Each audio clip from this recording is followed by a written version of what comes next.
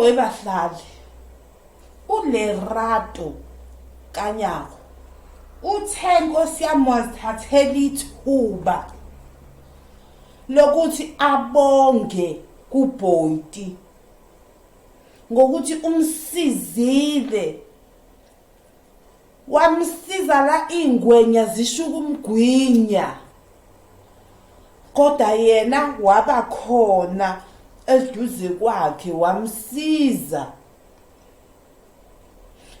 Noma phela ubethola naye ukuthi njebemsiza naye ziyamnetha, kodwa akamlahlelanga izandla njengomngani. Abasebenza kwi-industry eyodwa, abasebenza endaweni eyodwa.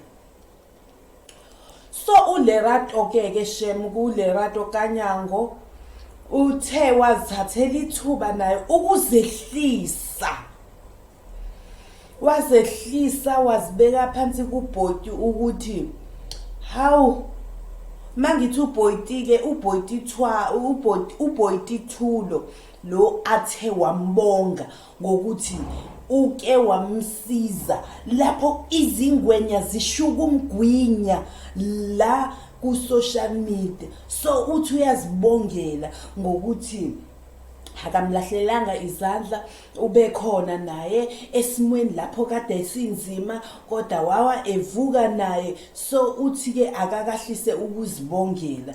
Ngesinye isikhathi ukubonga kumuntu, it's not about ukuthi mhlambe yini yani or ukuze ukwenza ukuzweya down or kanjani.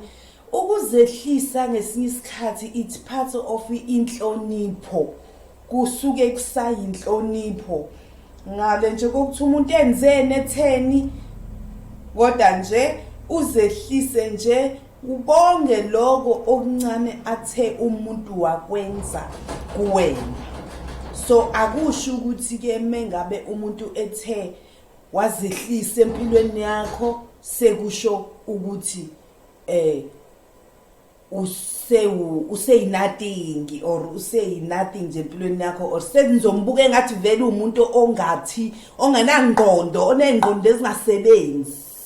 So esebenza but iyona nje inhlonipho uthi mayikhona ihlala ikhona. Athi ke wazehlisa kuLerato ke wabonga, yazi ubonge kwashoda konke isandla sifishane Nkosi yami ukuthi sithinte ngale kwendlebe. Wabonga wazehlisa the way abebonga ngayo kuyena uBoity Thulo.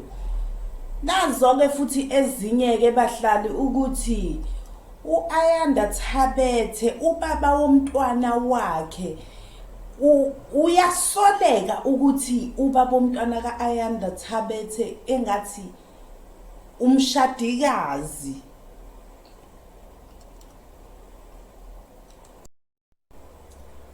Ayike uyayazi ke nawe ke imithombo eyithi masiqhulula indaba ingabi nanembeza vele isithe yayiqhulula ukuthi uAyanda Thabethe ubaba womntwana kusolakala ukuthi ubaba oshadile, ubaba womntwana wakhe umuntu oshadile.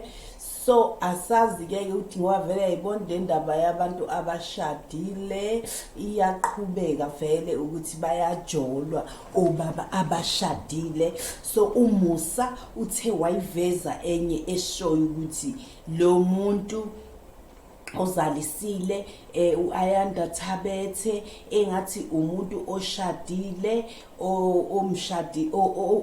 oshadile vele ubaba oshadile ogama lakhe ungubani konje ubani uPeter Mantsimbela, Peter Mantsimbela, something like that. Peter Mantsimbela ubaba womntwana wengane kabani ka Ayanda Thabethe, le ingane yomfana le ayitholile nje ayithole nje ingane yomfana. So ubaba umntwana ke kuthiwa impela ushadile. So uyabona ukuthi abosisi abaningi lento yokudata abantu abashadile vele uyayibona ukuthi iyaqhubeka. phela ke wathe wazithatha lo thuba ku-Kaayanda ke esho ukuthi nje yonke lento ekhulumekayo akayazi. Nangoke noSello ke bahlala uSello lo umake kancube uthe wathatha ithuba naye wabonga uDJ Zinhle beno aka ngendlela abathi ke babambisane ukuthi bakhulise umntwana. Uyakhuluma ukuthi ke emva kwevideo abayibona ikhishiwe ulento umlilo hitmaker elokhuza bedansa nomntwana wakhe uKairo baphinde kuzodanswa naye uAKA kwase kuba sengazi ukuthi ke useyamfuna Becky kanti no yena babekade sting nje ukuthi nje basa celebrate usuku lomntwana lokuzalwa hayi ngoba ukuthi khona ini. Ayike iBlood and Water actor uSello Makeke ukancube uthe wathatha ithuba vele waze wagibela esigqikini. Yazi umuntu umefuna nimbone vele ukuthi nangiya igibele ehlalweni ukuthi lento ufuna izwakale. Wagibela wakwamaphezulu wazwakala ukuthi uyasho ukuthi uyayibonga irelationship kaDJ Zinhle beno aka ukuthi bakhulise umntwana angabe sekuba ukuthi ngoba naku between bona sekubhedile sekuzoba sekuyabheda nangomntwana.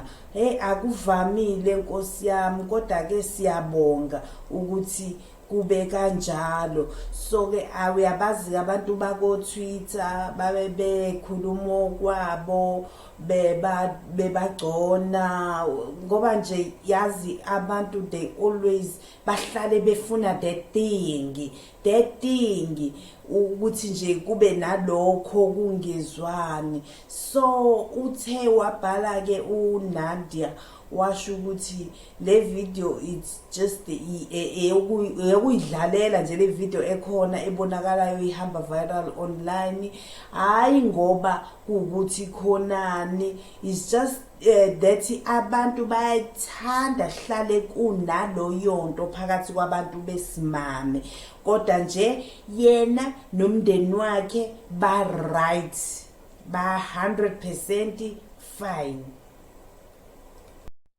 Uphinde wasuka ke umake waya ku Twitter ke Nkosi yami ku Twitter page ka DJ Zinhle wafika lapho Nkosi yami washo the way abantu abamnyama abantu abala South Africa ngakhona the way bengakhona bengafuni ukuthi ba accept isimo the way singakhona.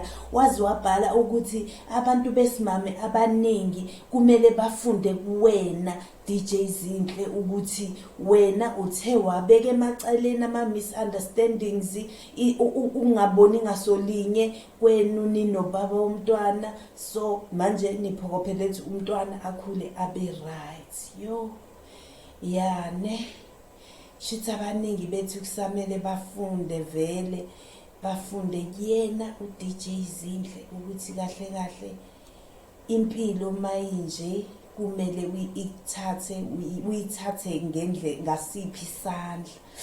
Hayi siyabonga ke ngizocela ningakhohlwa ke ukuthi nehlikele lapha phansi ni subscribe niphinde ni share ni like nenze konke nje okufanele. Mina I'm drained ngiphelile tu amandla like I understand mase sojera ngisho umuntu wesilisa ukuthi kahle how should we behave, how should we take care of our problems kahle shuthi ingqondo zethu azisebenzi yo ya umuntu kumele azame ukushintsha empilweni. Ngiyanithanda bahlali cela ngakhohlwa ukwenza lokho kujwayelekile. Nginithanda ule